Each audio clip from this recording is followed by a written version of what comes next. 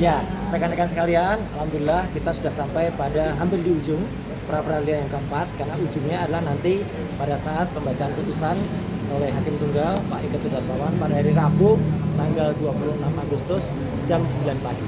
Nah, kesimpulan yang tadi sudah dibacakan itu adalah bukan dibacakan, diserahkan. Itu adalah memang berdasarkan hasil sidang pra peradilan kita, dan teman-teman bisa melihat, bisa membuktikan dengan mata dan kepala sendiri bahwa termohon dan turut termohon itu, sekali lagi saya ulangi, tidak berhasil atau tidak bisa menghadirkan saksi ataupun ahli yang ada. Jadi seharusnya kalau itu yang terjadi, maka mereka melepaskan haknya. Mereka tidak punya hak lagi untuk kemudian menjawab, ya, karena bukti itu ada dua alat bukti itu. Kalau hanya satu itu bukan alat bukti, karena kalau mereka hanya menampilkan surat itu bukan alat bukti.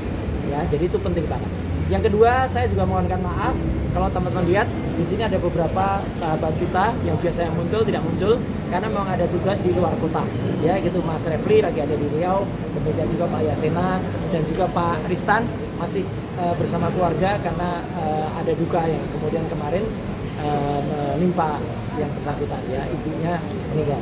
Tapi yang lain masih ada di sini. Nah, yang ketiga ini penting yang tadi disampaikan oleh Pak Abdul Ghafur, ya, soal surat edaran Mahkamah Agung atau SEMA nomor 3 tahun 26. SEMA itu berkaitan juga dengan, sebenarnya ada 3 SEMA yang keluar, ya. SEMA nomor 2, SEMA nomor 3, dan SEMA nomor 4. SEMA nomor 4 itu soal kasasi.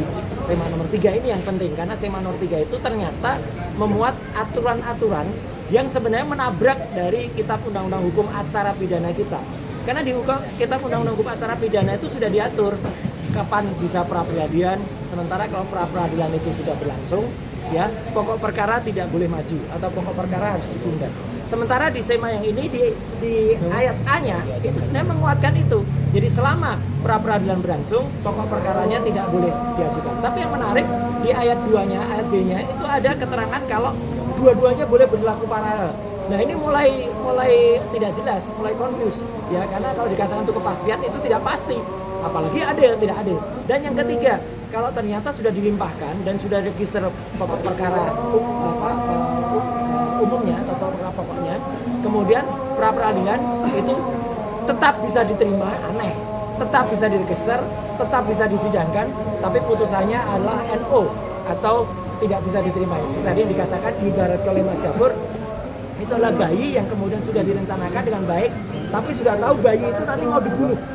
Jadi buat apa direncanakan, buat apa dibuat kalau akhirnya harus dibunuh, ya. Dan pertanyaan kami adalah, kalau saja tadi pagi, ya, tanpa bermaksud membedakan, sidang pra peradilan Dr. Tifa yang pertama itu dilakukan, sementara memang kita tahu sudah keluar memang jadwal untuk Dr. Tifa sidang pokok perkara tanggal 27 Agustus, ya, sudah keluar memang. Nah, kami tidak ada, sampai detik ini tidak ada keluar di SIPP maupun pemberitahuan ke kami. Dan yang namanya orang itu menjadi terdakwa, itu adalah ketika saya duduk di kursi persidangan dan didakwa. Mulai dibacakan dakwaannya itu terdakwa. Selama itu belum ada, saya masih tersangka dan itu masih bisa mengajukan pra peradilan. Bukan berarti jadwal keluar sebenarnya. Jadwal keluar pun kalau belum kemudian duduk di kursi persidangan dan didakwa, itu belum terdakwa, artinya masih keluar. Nah, ini ada pertanyaan. Apakah surat edaran Mahkamah Agung atau SEMA nomor 3 tahun 2020 itu bisa berlaku surut atau ke belakang? Ya, aneh kalau kemudian aturan itu bisa berlaku ke belakang. Ya, artinya itu baru keluar, kita ketahui baru keluar kemarin dan mulai dibahas tadi malam. Kok bisa kemudian diberlakukan pada putusan yang sudah kita daftarkan pra peradilan kita itu sudah mulai semenjak seminggu yang lalu? Kok bisa tanggal 30 ya, 30 Juli, kok bisa kemudian diberlakukan di situ? Itu kan aneh gitu ya. Kenapa lama? Ya karena ada, kalian tahu kan, ada turut termohon yang tidak hadir waktu itu. Nah, jadi sekali lagi kami tetap mohonkan, ya, pada permohonan kami adalah Hakim Tunggal Pak Ika Tudarmawan kalau tidak bisa kemudian memutuskan dengan seadil-adilnya kepada kami,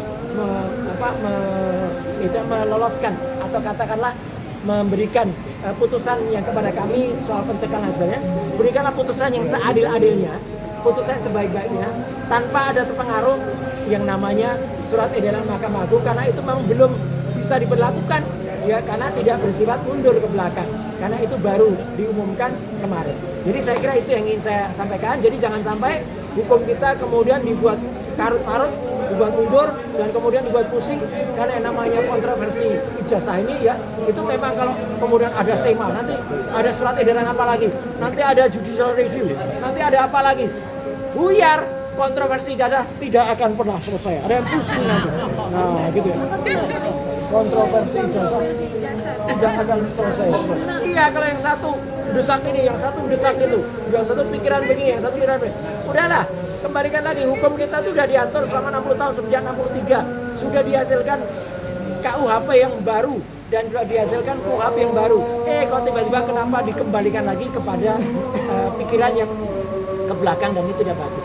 Jadi saya kira kita doakan saja, semoga semua mendapatkan hidayah dari Tuhan Yang Maha Kuasa, dari Allah Subhanahu wa taala. Sekian, terima kasih. Wassalamualaikum warahmatullahi wabarakatuh. Mungkin ada Mas Roy udah ngajuin ya, Prapit kelima belum? Atau sudah atau akan? Prapit kelima sudah kita daftarkan. Sudah Kapan? kita daftarkan. Apakah akan tetap berlangsung atau tidak? Tunggu tanggal mainnya, jadwal sidangnya. Ya, itu. Mas Roy, yang kelima Prapit soal apa? kelima itu adalah tentang permintaan dari hakim sendiri. Hakim kan mengatakan kurang pihak waktu itu. Dari kita tambahkan. Nah, kalau kurang kita tambahi. Waktu itu ganti rugi kan. Ganti rugi Prapit ketiga itu amanah dari Prapit pertama. Prapit pertama kita disuruh membuat ganti rugi. Oke, kita buat di Prapit ketiga. Prapit ketiga ditambahkan pihak. Oke, kita tambahkan di Prapit ketiga. Jadi kalau ini ditolak, ya lucu juga, ya. Dia yang minta, kau yang memulai, kau yang mengakhiri. Ada berapa pihak Mas Roy? Ya, Ada berapa pihak? satu. Ya, Dari mana itu? Ya, dari Kementerian Keuangan. Yang gimana? Oke, Ya, Kementerian Keuangan yang di... itu ya. Kalau ada pendapat dari masyarakat silakan. Ya. Oh iya. Baik.